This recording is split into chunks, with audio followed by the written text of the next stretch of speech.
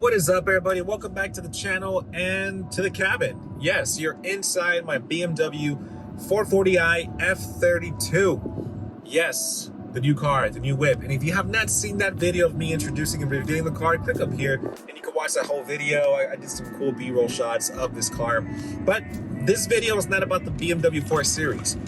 I'm gonna be talking about my last car, which was the F30 320i.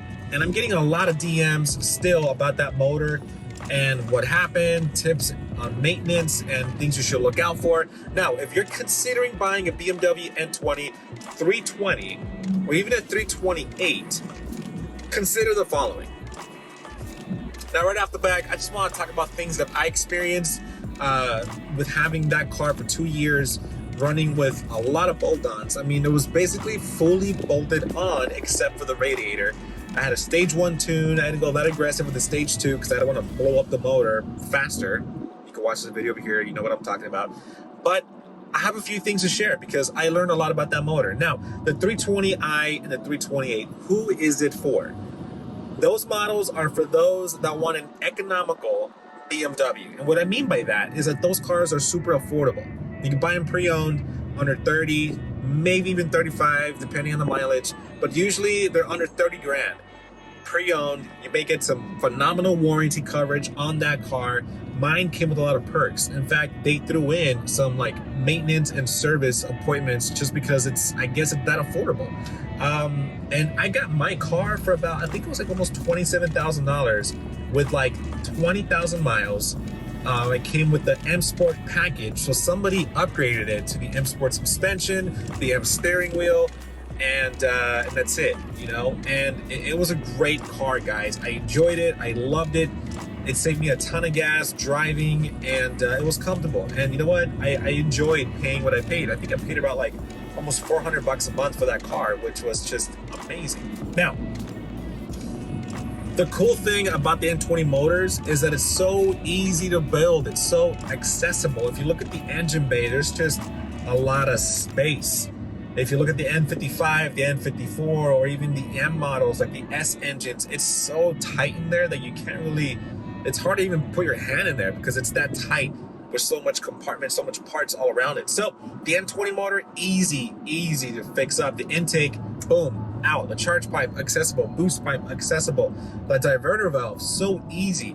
And honestly, a lot of those parts I did myself. So if you're looking for a project car to have fun with and to swap out parts for preventative maintenance, easy and all day. Now, let's talk about the tune. Do I recommend that you put a tune on the N20 motor? Well, not really.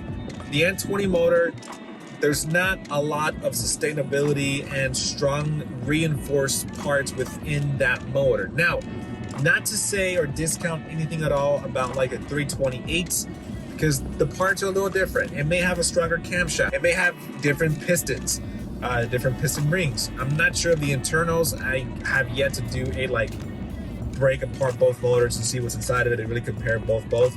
But from what I'm learning is that the 328 N20 motor can handle a little bit more of a tune because of its internals are a little bit more reinforced than the economical 320i motor. Now, if you want just simple bolt-ons, all day.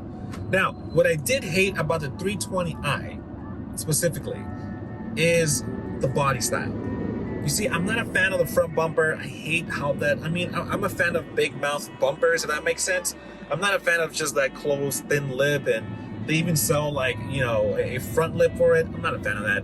In retrospect, if you want a car to have fun with, that's cheap, it's a BMW, and you can just like have fun putting parts in, literally like Legos, it may be a good car for you. You know, it saves you a ton of gas. It's a small motor. It's a 4-cylinder. It was meant to be an economical motor.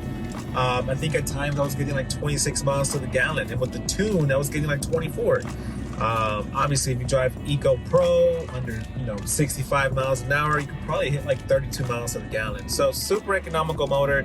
Totally recommend it if you're looking for that. Now, the 440i, I'm so excited because there's a lot of things I want to do to it. So many parts I'm thinking of. So I want to hear from you guys. What do you think I should do first to this car? Drop a comment below. I'm thinking cosmetics first because this B58 engine is pretty suffice. It's pretty good. It's a lot of power, 320 horses, and I'm even considering the tune that BMW offers, which is the MPP SK. Yeah, the MPPS kit. Basically, it's M Performance Power Sound Kit. Yeah, it's a mouthful. But it gives you 35 horsepower to the wheels, and it's a tune that they install, and they throw in a M Performance exhaust, which sounds phenomenal on this motor. The B58 sounds phenomenal on that M Sport muffler, so I'm excited for that. And I have the option of throwing in some carbon M tips, which I'm super stoked about, because I mean, I love those tips. I want to get those tips on my F30, but hey, now I can possibly get it. And it's pretty affordable, I think, because if we consider a stage 1 tune with boot mode, obviously a difference in price. You're talking about $600 to $650, right? That's including the map bundles and the Ethernet cable, maybe close to like $700, right? Let's just say that, right? And then you have to install it. Hopefully you do it right. And then if you're thinking of a nice, exhaust system, I paid almost $1,400 for the AWE exhaust suite. So right off the bat, I'm already close to spending about the same amount of money that I would, but now I'm getting it installed by BMW. Obviously difference in tune, power, delivery, but again, I'm not horsepower crazy. I just want to have fun in this car safely and be able to do some or a lot of cosmetic work. So let me know what you think of that. Drop your comment below on what part you think I should do first. And guys, again, I'm excited. So if you drive a 4 Series, make sure you subscribe. And if you have an N20 F30 model, I have a whole playlist of every single part that I have done to this car. So please subscribe, because guys, I'm going to feature other F30 models, other F32 models. This is an overall BMW channel. It's not just dedicated to one specific series. I want to explore all of BMW as much that I can. So guys, consider subscribing, hit that bell notification, and I'll catch you next week, family. Thank you for watching.